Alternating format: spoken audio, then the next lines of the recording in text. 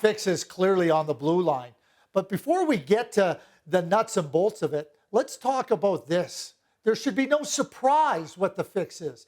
The same fix in October was the same fix that everybody knew had to be addressed at the end of last season. Unfortunately, the Vancouver Canucks didn't fix their biggest problem. They haven't found a solution.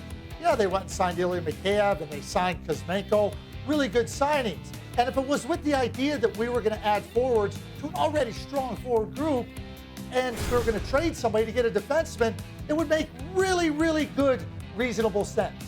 But here they find themselves in October with a woefully weak defense. So it should come as no surprise that the Vancouver Canucks are struggling. And they're going to continue to struggle until they improve the blue line.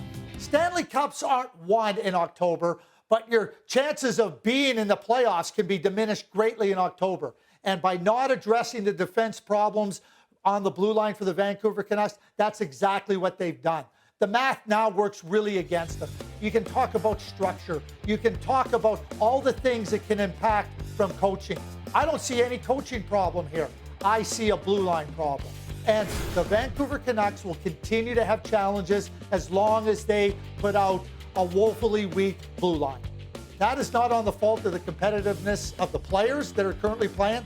They're just not good enough to compete against the top forwards that they're facing. And so it may be hard to make moves in this league, but you find solutions to your problems. And the Vancouver Canucks have not found a solution to their biggest problem. This should be no surprise. And until they find a solution, the problems will continue.